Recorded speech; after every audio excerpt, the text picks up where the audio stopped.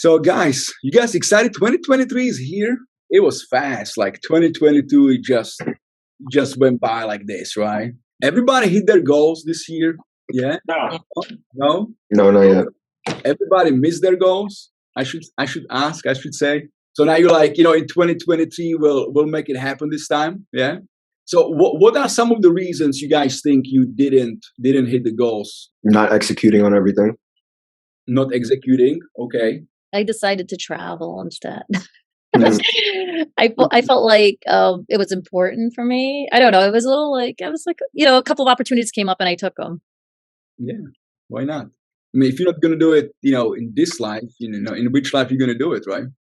Exactly. I said there's always next year, but I still did okay. I 70% of my goals. So I passed.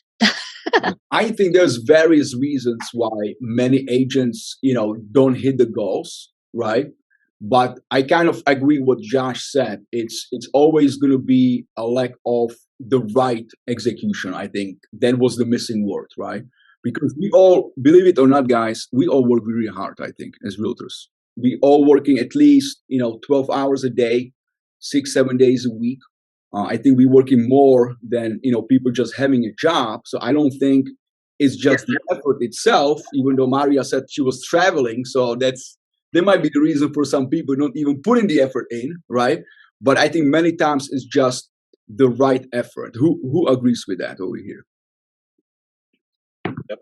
Everybody, yeah. This business plan workshop, guys, I broke it down into 3 sessions. So session 1, which is going to be today, we're going to go over the foundations and the goal setting and figuring out the numbers, what we have to do daily, okay?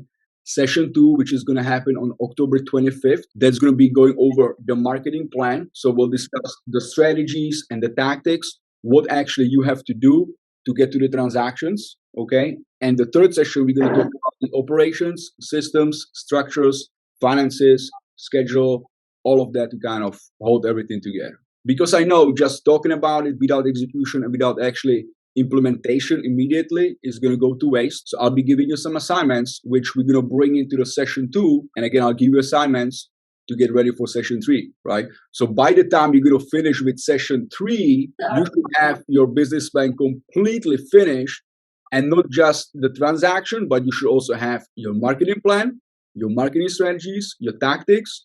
Everything should be scheduled in your calendar. You should have the systems, and your business should be all pretty much figured that out. You can go on autopilot next year. Who's up for that, guys? Do it. You all want it? Okay, let's go. Who does a business plan over here before? Okay. Who followed through on the business plan over here? Okay. So it's the follow through that we're struggling with, right? A lot of times. But a little bit about me. So my name is Tayeb. I'm a real estate broker, a real estate coach, and a real estate investor. I did the business back in 2004 when everything was selling. You didn't need no skill set whatsoever. Actually, the market was kind of similar, a little bit similar, right, David? Like a couple of years ago, I think. It was kind of similar market where, everybody bought, everybody qualified, right? Everybody goes over the asking price, no condition, no inspections, right? No strings attached. And now the business is very different, guys.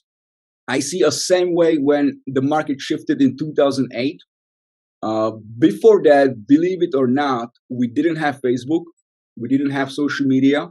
We didn't really use websites or any online marketing. There were only few agents, only a handful of agents, which actually were doing professional photography, right? And sort of a lot of the things which they were innovation back in 2008, they kind of become the standard of today, right? The same way, what is the innovation today, it's going to become the standard of tomorrow. So we always got to keep that in mind. So I've been around the block selling real estate. A few years ago, I became a town ferry coach. So I've been blessed to do that. And I've been a real estate investor. We own about 25 doors, about 7.5 to 8 million in real estate. What is the saying, guys? Failing to plan is... If you fail to plan, you plan to fail. You plan to fail, right? So let's take this seriously. Let's talk about the foundation first, guys. I really think just like a house, in our business, we need to have a really solid and stable foundation. right? Without it, we kind of just floating, and that's never good, right? If you want to get into this business just for a couple of years and you want to make a quick bucks and just leave and do something else, like that's fine. But if you're serious about this, right, and you see this, do this long term, you have to do it right, to really sustain it for a long time. So the foundation is super important. So let's talk about the why, guys. Why it's something what really motivates you, right? It's something which it's constantly on top of your mind. I would call it maybe your purpose, right? Like, why you do what you do, and it has to be something deeper, something which is built within you. So Natalie, what is your why? My why definitely is I'm a single mom, is my daughter, and I want to be like stable financially. And I soon I want to buy my first house. So that was the why, because I want to buy my house and I wanted to know about the business. Okay, so buy the house, super chills financially, right? Help the family. Okay, My daughter, yes. good. How old is your daughter? She's 9 years old. She's fine, thank you. She's almost here. She's coming from the school. Maria, what is your why? So my why, initially I started in real estate because I wanted to have the flexibility to be with my family. They were young children too. And I wanted to it was going to be like a second income, but then I took it a little further and I really loved what I did. And I'm very social, and it aligned with the way I am as a person, like being social, helping people. And it was just like the perfect fit. And I didn't feel like I found my dream job until I started doing real estate. And I know it sounds like a commercial, but yeah, that's how I really feel. I do. I feel like I love what I do. I love people, and it's just aligned with everything I did already. So, and I was able to make money from it. So it worked out. So let me ask you this, right? So why is it a must for you to succeed in a business though? Like, you can be in it and still have the fun, but why is it the why for you to be able to really reach your goal this year? I mean, I'm very competitive in nature. So if I set something, I just feel like I want to accomplish it. I mean, I'm more of I'm being realistic this year. I don't know if I will. I also took a lot of time off, and this business is a lot. What you put in is what you get out of it.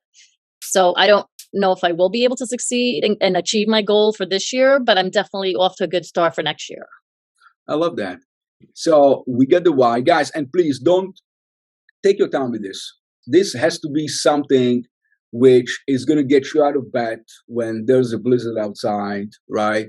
This has to be something which is going to get you in front of the client when the guy is complete asshole and you don't want to talk to him, but you have to talk to him, right? Like, this has to be the reasons which is going to push you or pull you in when you don't feel like doing it, right? So those reasons needs to be really strong, okay? So the second thing on the values, it's your vision. And I always think about the vision like if you're driving on a highway in a car, right? And the road, it's really muddy. There's a lot of potholes.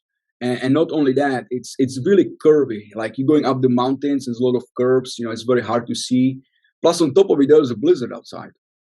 So you can't really see, right? So now what's gonna happen when you're driving in that car, because your vision, it's not clear, you're gonna have to go really, really slow, right? On the other hand, if you're driving on the highway and the highway is just a straight line and there's a sunshine, no clouds whatsoever, right? How fast you gonna go? You're gonna go as fast as you can, right? So the clearer the vision is gonna be, the more powerful it's gonna be, right? I give you an example. June, you might say, John, I want to buy a new car next year. And I say, great. But what kind of car are you going to buy? And you're going to say, I'm going to buy the BMW, right? And I say, okay. And what BMW? I'm going to buy the X3. I say, nice. And what color the X3 is going to be? It's going to be blue. Okay. And what color is going to be inside? It's going to be black. And what trim, right? So the more specific you are, with your vision, right, or with your goals, the more likely you will actually attract them. And why is that? Because what you're actually doing when you're planning out, when you're visualizing things, you sort of selling yourself on that idea, right? So in reality, if you really sold yourself good, meaning like You're gonna do whatever it takes to get this freaking car because you already see your car, driving the car, you already tell everybody about that car. You can't not have it.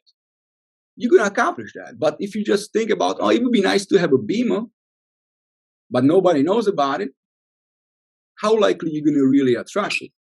Most likely you won't, right? So be as specific as possible with your vision. Here's an example. In 5 years, I'm number one listing agent. Who wants to be number one listing agent in your area? Everybody. No, Maria, you don't want to be the top listing agent in your area? No? Okay. Maybe a top buyer's agent. How about that? Producing 30 million in GCI on annual basis. Have a team consist of assistant, buyer's agent, inside sales and transaction coordination, and marketing manager. I'm also effective at running past clients that 20% of my past clients generate 75% of my business. I have home near country club, and I'm able to afford top tier colleges for my children. I no longer worry about proving myself to my peers, but I'm confident that who I am is the best of me. Now, one more thing I want to say, the goal has to be SMART. So no matter what goal you have to make sure it's specific, measurable, actionable, realistic, and there's some timeline on it, right? There's to be the beginning and there's to be end to it as well. What is your mission? Now, the mission, guys, this is public, right? The difference between the mission and the vision is really the mission. It's for the public to know, right? This is sort of, what you're putting out for people to see. So, for example, it says seamless real estate transaction, one step at a time, right? Like our company, mission is results that moves you, right? So something for the public to see, which explain what makes you special and how different you are, right? Mine would just be to match the lifestyles people have or want with their home needs. Say it again. Matching people's lifestyles or the lifestyle they want with their home needs, whether I it's love it. investments or houses or location they want to be in. And And tell us more about it. Why lifestyle location? Why you pick that mission for you? well, because I think you have some people where buying a purchase is not the easiest for them, and that's like a major goal, right? It's a huge investment. And then you have other people who are looking to begin investments or people who are already investors. So I think it's really about like catering, how you work with your clients based on like their lifestyle needs, and that could even just be like, a backyard retreat or, a better commute. There's a lot of things that encompasses. And I think especially in your area, it's more about that, right? It's more about outdoorsy and, people having good time. Yeah, definitely. But I'm getting a lot more people too, maybe not specifically in Rockland, but who are looking for owner occupied multifamilies because they want to start investing, but they also want to purchase a home for the first time. In Rockland specific, absolutely. It's, it's a lot of people work in the city. So it's a commute. It's a quiet, area. They want like a nice backyard. So it varies per like area and client. Okay. What about values, guys? What are some of your values, Natalie? Values, I guess it's like the honesty or like helping people. Like, as a Latina, for me, my mission maybe that I already did some rents is help people to be happy in her homes. Or for example, a lot of Latin people works a lot and they keep the money, but they don't know how to buy a house. And I want to show them that it's not impossible to buy a house being an immigrant here. Like it's like to teach the people. I'm new. I'm really new because I So live in town, but I have a lot of my mind for my future, but the for first my one, vision. but the first one came was honesty, right? And Yeah. that's really common, actually. David, what are some of your values? Just give me one. So yeah, my values over my career were to give the highest quality I could possibly give. That white glove service, and honesty, and keep my ethics in check. Everybody loves to see that. You got to have it, and if you don't build that bond, that truth between you and that client, you don't have anything. So those have been my values: is to keep that in check and advise. Right. Most of the agents, right? They always will have the honesty as one of their values. I would say good 90% of the agents, they would always say it's honesty and integrity and loyalty. It's like on top of the mind, right? Yet, if you go around and you ask the buyers and the sellers and you say, why don't you like agents? what is the number one reason they say? They don't trust them. Dishonesty. Yeah. Is dishonesty, right? Like, how is that possible? If that's our true value as agents, right? How come the buyers and sellers, they don't see it? Because and people are not being sincere. You have to show. You have to do this with meaning instead of just saying, "Oh yeah, I wouldn't do that," or just coming up with a statement that you're just kind of saying it quickly to try and be honest. But you have to be sincere when you're doing this.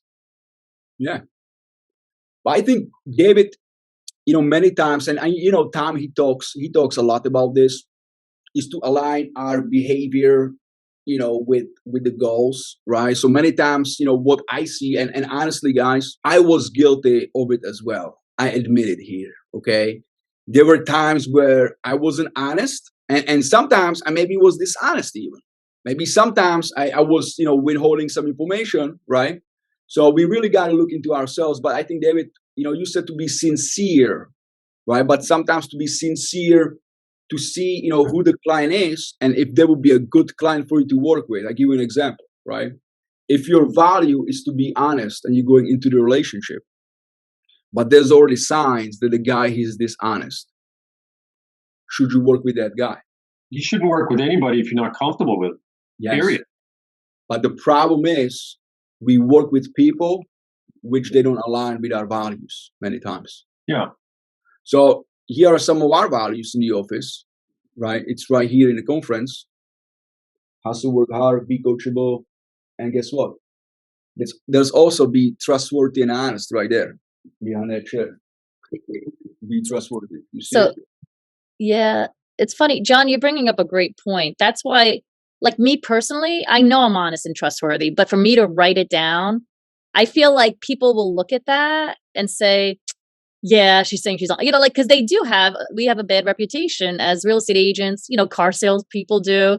So I don't even know if I would write that down, because I feel like when people look at that, they're like, yeah, she's writing down she's honest and trustworthy.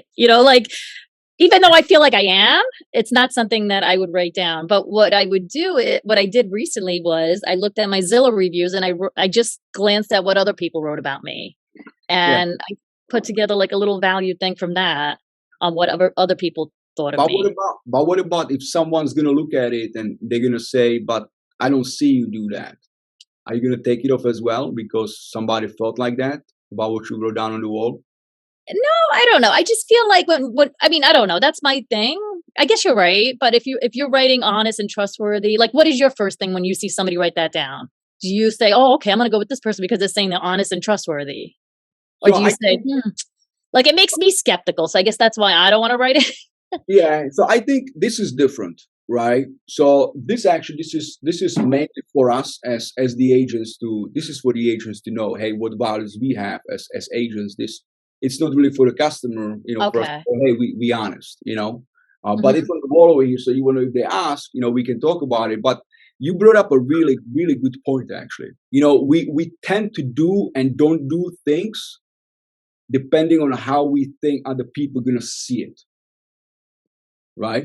Yeah. So, and that's my point, right? So, for example, if your thing is being honest, and you already see that, and you discuss it with a guy, hey, these are some of our values, this is how we work, and stuff like that, and you see the guy is going like this, well, that's the time when you should sit down with a guy and say, hey, listen, I know there's been something going on. This is how we work. If it's okay with you, let's do it. If not, then I guess you got to find somebody else. And you know what? You might lose that client, but I guarantee you, he would definitely appreciate it. And you would get way more business down the line if you stick to your values, right? So you should always align yourself with the like-minded people. I'll give you another example, Maria, right? Are you married? Yes. Okay, you married, right? You said you're a very honest person, right? Or try to be. Yes. Okay. Now, let's just say, your husband is complete opposite than you are. How long have you been married? So we're together 30 years. Wow. We're married. I think this year's going to be 23. Wow. No, 20, wow. I'm sorry, 22. Congratulations. That's Thank huge. You. I lose track, Yeah, 22, that's a long. That's a long time to lose track. You know. I know. Yeah, No, we got I have married a hard time being with myself for 30 years. I don't know how you do it with somebody else. Oh, I'm sorry, 24 years. He corrected me. Oh, Oh, My math is off. My math is off. it's okay. It's okay. You got calculator for that or reminders on your calendar, right? But I mean, I don't know. After 20, you stop counting, right? so think about it, right? Like, if your husband it's complete opposite than you are, and he has the opposite values than you do, like how long are you gonna stick together? Oh, yeah, no, you have to Right. be on agreement on how you're going to raise your kids, you have to, it's not going to work out if you don't, you have to be on agreement with how you spend your money. Yeah, we're like on the same page with a lot of things. If our values didn't align, I mean, you know what, he has his own opinion, I have my own, but we're pretty much in line with our values and how we believe certain things and how we look at things. Yeah. So it's really important, guys, that we stick to those values, right? Because sometimes we might feel like we might lose a deal, but what we really lose is ourselves, and that's going to be a problem. So really, I encourage you, stick to your values, and many people will respect you for that, and they will align you, with your business, and then you're going to get more business, and the business is going to feel right, rather than you trying to work with somebody who's completely different than you are, right? So I guess how do you determine the client's values? So effectively, we're turning away leads, right? We're turning away business. Mm-hmm. Turning away business, not really, Eamon. So the business, you didn't even have the business to begin with, right? You actually, what you're doing, you actually freeing yourself up, so you have time to work with the like-minded people who you actually going to be able to assist within that period of time, rather than jumping on because you don't have anybody or you don't want to miss on anybody, right? And then you're just driving around, they don't trust you, you don't trust them, and then 6 months down the line it doesn't work, and then you have to start from the get-go, right?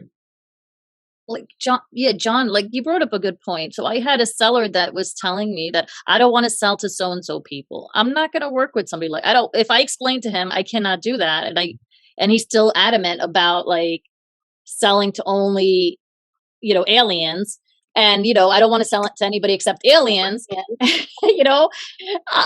I'm sorry, my values don't align with that. And if I will show it to everybody, or no, I don't want it to show it to everybody. This is how it's done. And that's what you mean, right? Like if your values don't align with, this person and them selling the house, then don't work with them. I can't work with you then. And I think, Maria, and I think what's really, really important, and I think what's the point of this, it's to know your worth, right? Like you have to really value yourself and value your time, because this is a great profession, and we are true professionals, guys. Like people do need us, so when you get to a point when you're almost desperate, where you want to work with just anybody because you want to make that sell, and whatever they say, yes, yes, yes, I'll do that, I'll do this, I'll do that. Now you just put your work all the way down. So if you don't see the value in yourself, how the buyer and seller can see the value in you? It's going to be very difficult, right?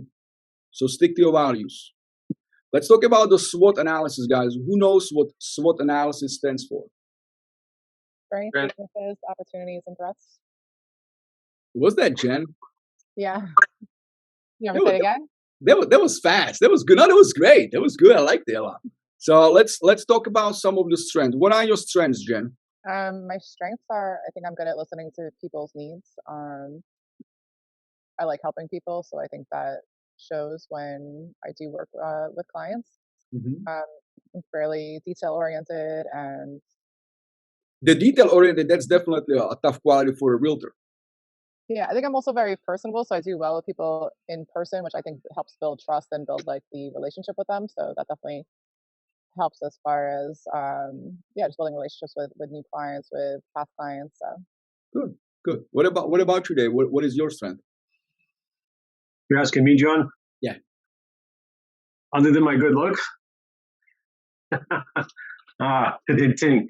I think I can sit at a table and talk with clients and make them feel comfortable. I think that would probably be my strength, just a one-on-one, what do you want to accomplish? What are the goals here? What do we need to do?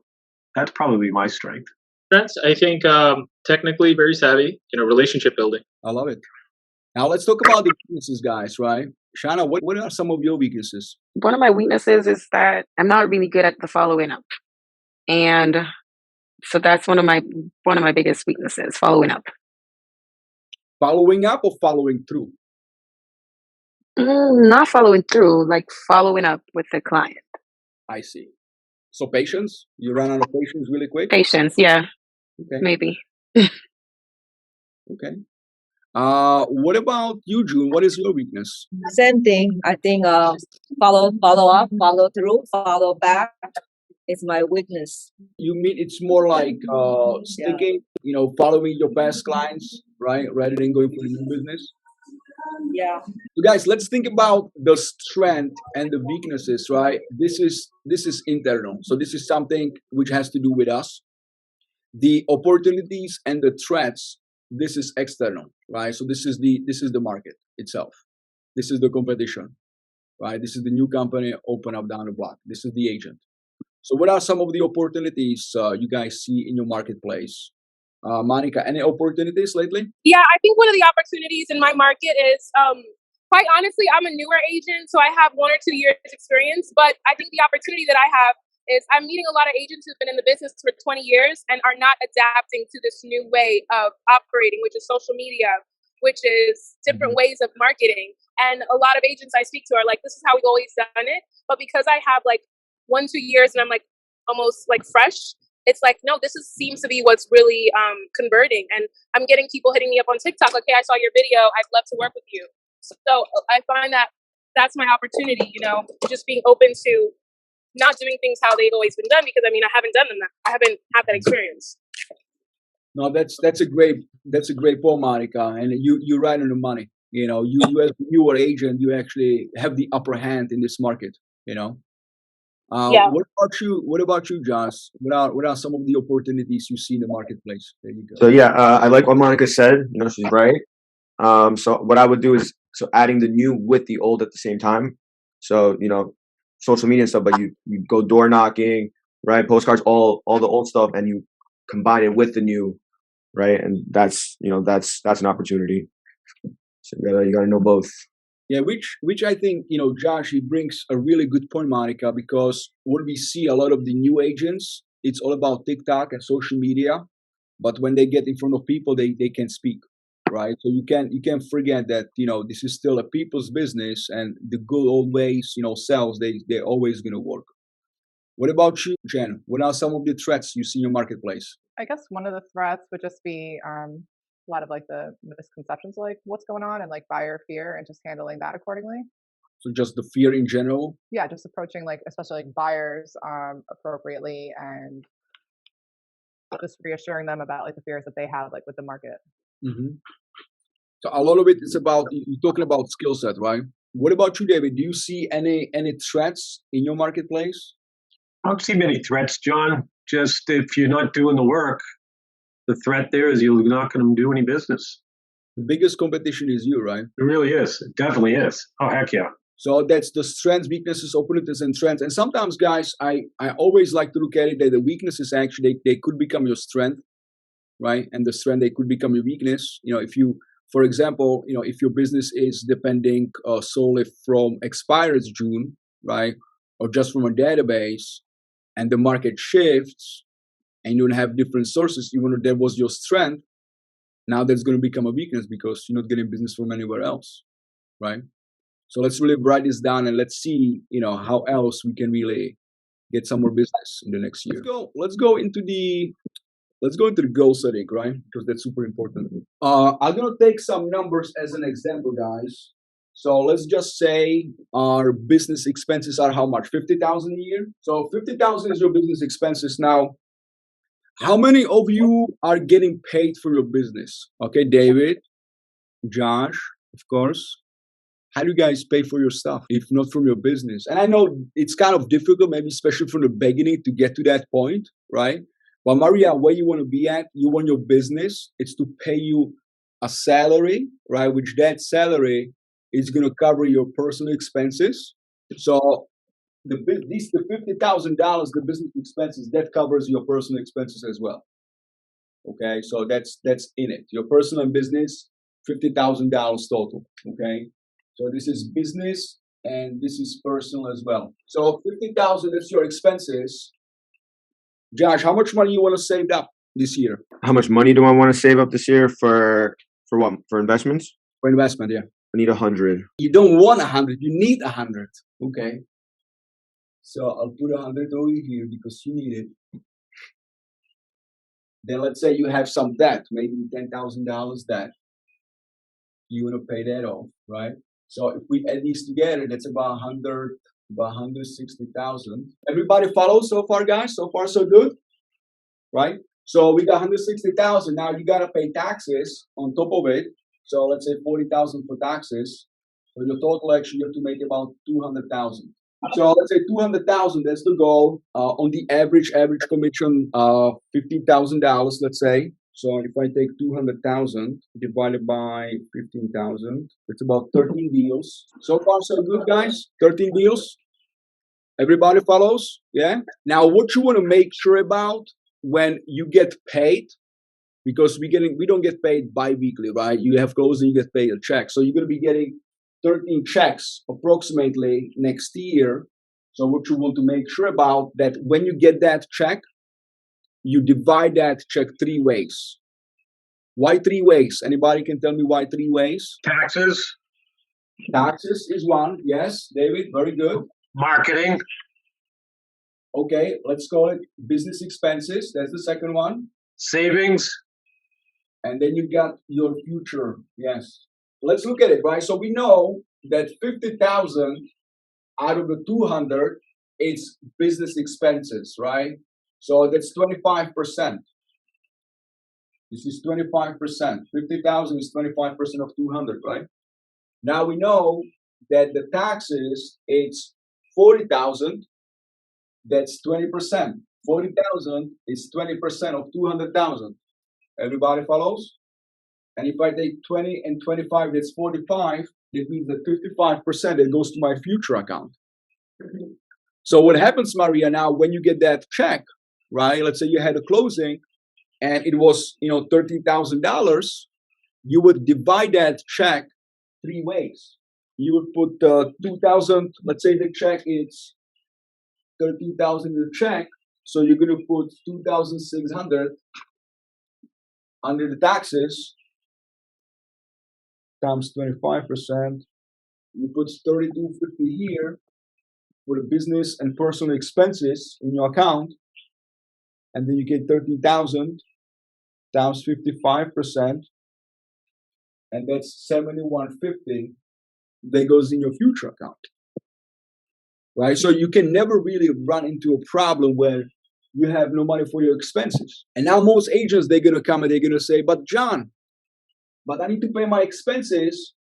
And this number, it's not enough to pay for the expenses because my expense is like $50,000. So this money, it's not even for a month. Exactly. Right? Sometimes the agents, the reason why they don't make more sales is because they don't have to. You don't want to have money in your account to make you feel good. You really want to have money in this account, which you can invest and they're going to make you some money.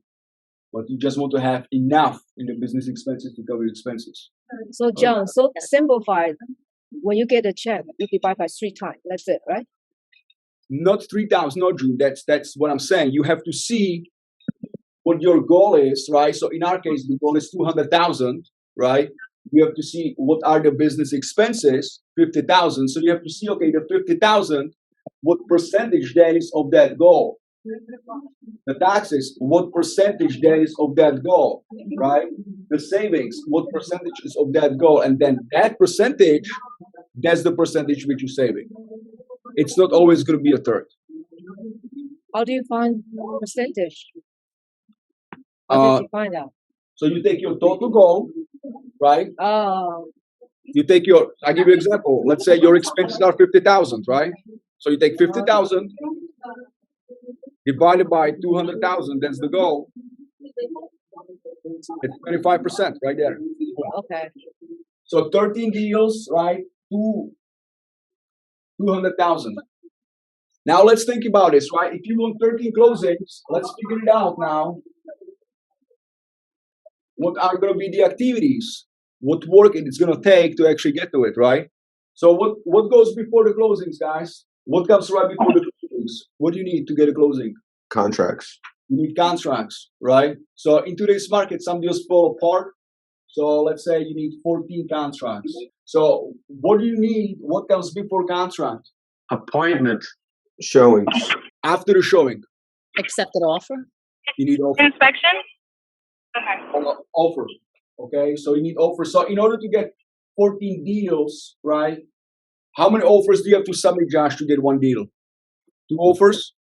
2. 2? Uh, 2, 3, 4, 3. 5, 3 or 4. 10? Okay. 3. I guess one in every 3. And every 3, okay, let's go with 3, all right? So it's about 42. Just get listings and then have them submit offers to you. Be done with it. Yeah, exactly. But you still have to count those offers too, though, because you have to go through them. So you would still count that because you want to know also how many offers it's going to take on your listings to get it sold too. That's Just one good offer. That's it. Yeah, that would be ideal, right? But sometimes you have to go through like 15 to get to the good. Yeah, I've been pretty lucky. Well, I don't think that won't change. I think you've been just smart and working hard too a little bit too. So what comes before offers? Showings, right? Sure. How many showings you need? About 42. Before this, it's appointments, right?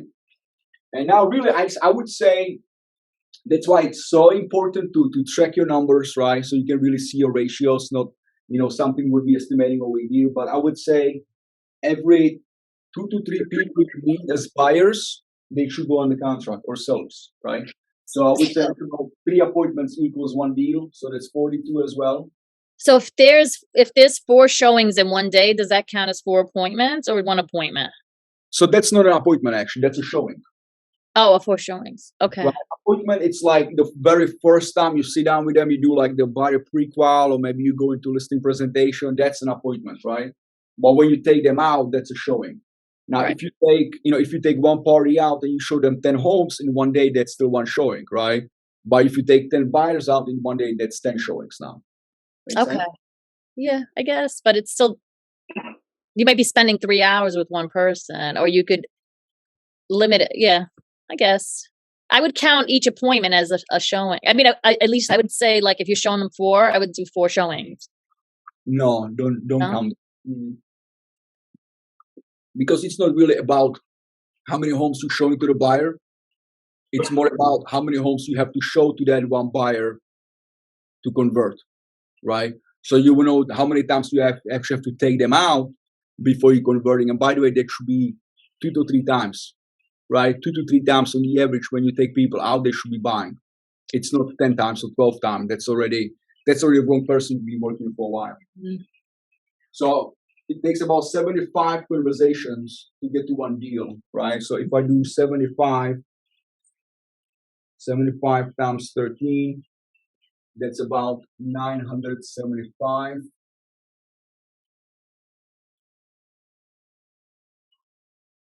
Conversations. Now this is yearly numbers.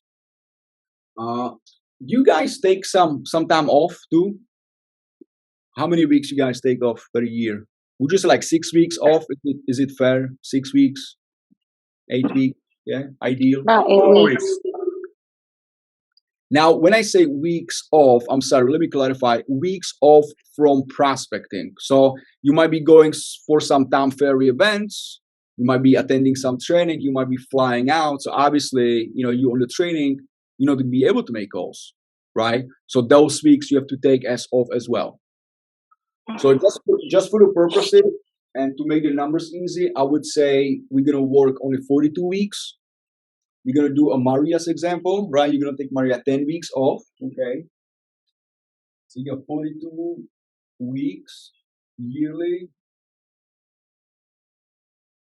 weekly, daily.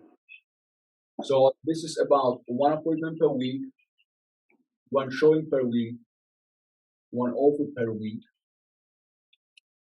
and divided by 42. that's about 23. And if you work 5 days, divided by 5, it's about 5. So, I mean, guys, how doable is this now? 5 conversations per day, 1 appointment per week, 1 showing per week, and you have to write 1 offer per week. Can you do this, Maria? Yeah, I've been doing a little bit more than that, actually. Yeah. But this is for 42 weeks, right? So, you Yeah. have a great start. You're I was- probably doing for the past month now. But if you go for 3 months off, then those numbers are going to adjust because they're going to spread out, right? That's where the consistency, it's like, that's super important. All right. So like I said, I'll be giving you assignments. So what did we cover, right? We covered the foundation. We covered the goal setting. We were able to figure it out, what your weekly and daily numbers are. So I want you to fill those things out. I'll be sending out tomorrow, guys. I'm going to send you the business plan so you can start filling those things in. So one assignment, I want you to fill that business plan up with your things. Okay. Number 2, have you ever done a vision board? Yeah. Yes. So if you haven't done it this year, let's come up with a vision board. Everybody, what I want to have figured out, it's not only to have the numbers, but I want you to know how much your expenses, your business expenses, how much your personal expenses, right? I don't want you to just pick numbers, but I want that thing to be exact and to be correct, right? Any questions, guys? Can you screenshot that and put it on chat? This? Yeah. I will take a photo and I'll post it. Okay. I'll take a photo and post it. Just a quick idea, guys. I don't know what you guys think about it. Maybe I can create a WhatsApp group for these people which are present for the business planning. So that way you can still maybe have some questions. You can reach out to me or something like that. What do you guys think? Yeah, That that's a great works. idea. Yeah. Can you also share your slides, John? Yeah, I will. I will share the slides, David, and I will send you the business plan as well, and the screenshot over here, so you guys have that. But I'll do the group because the next one is going to be on the 25th, and the next one is going to be November 1st. So it's very easy to get distracted and lost. So let's really all support each other, and let's make sure we'll get everything done. Good. All right. So I'll see you guys in a couple of weeks. Thanks, John. Thanks, Bye, Mom. John. Safe, okay? Thank you, John. Bye.